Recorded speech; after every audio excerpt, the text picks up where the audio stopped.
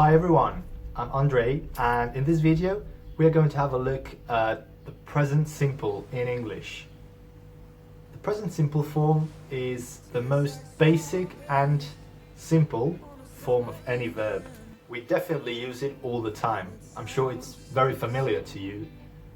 I play, you play, she plays, we play, they play, or I study, she studies, we study.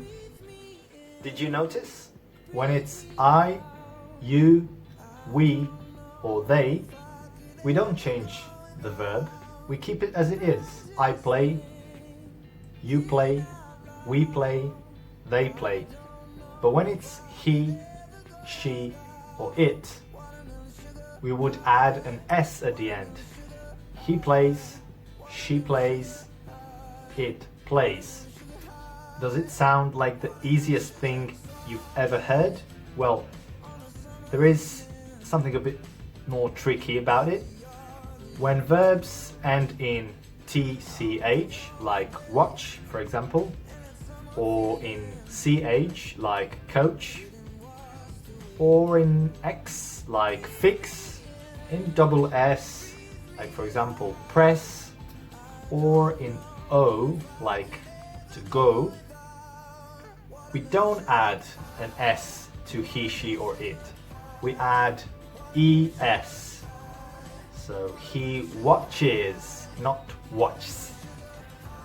She coaches someone. He or she fixes the car. He goes to the school. Or she presses the button. Right, another big rule of present simple is for verbs ending in Y. I can think of two examples, study and buy. In buy, the letter previous to Y is a vowel. If the letter before Y is a vowel, we just add an S at the end for he, she, or it. He buys, she buys, it buys. If the letter before Y is not a vowel, as in study, it's the letter D, we swap the letter Y with an I and add the S afterwards. So he studies, she studies, it studies. Cool. Now that we're done with affirmative, we go on to the negative tense. For negatives, it's easy. We don't change the verb. We don't add any S or any ES at the end. But we use don't and doesn't. For I, you, we, and they, we use don't or do not. For he, she, and it, again, we use doesn't or does not. I don't go to the school. You don't play basketball. We don't like pasta. They don't go to the cinema. And for he, she, and it, he doesn't play basketball.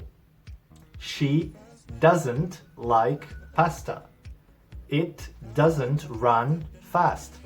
We don't touch the verb, but we add don't and doesn't after the subject. Right, what about questions? For questions in present simple, we would start the sentence with either do or does. For I, you, we, and they, again, these go together, we would use do. And for he, she, and it, we use does.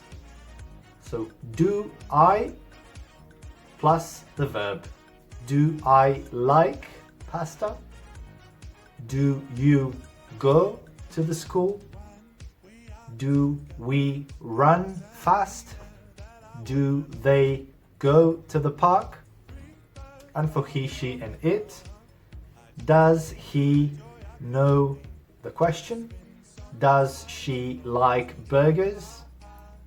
Does it go to the swimming pool. Once again, there is another exception. I know, this English language. When sentences start with these words beginning with H, who, where, what, we don't necessarily use do or does. We just say, who lives here? Or what comes next? Or where is my phone? Remember, we use present simple for 3 different things. First one, for things that are true at this moment. I am 24 years old. Second, for things that happen regularly. For example, I play football every Friday. And third one, things that are always true.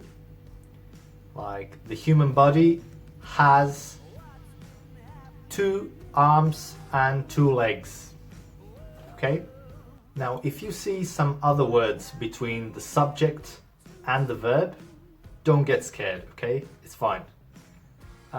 If they are time related, so they're about time, I never, she sometimes, I always, you still follow the rule and you add s or es after he, she and it.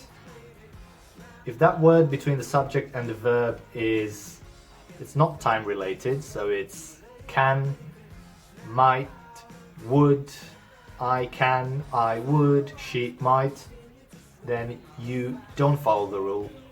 You never add s or es, you just keep the verb. I can play, she can play, it might play, so no s. But of course we will talk about this in future videos. It's a bit complicated perhaps, but it's good to know if we talk about present simple because you can find it across many sentences. So that's all about present simple. You see, it wasn't that hard.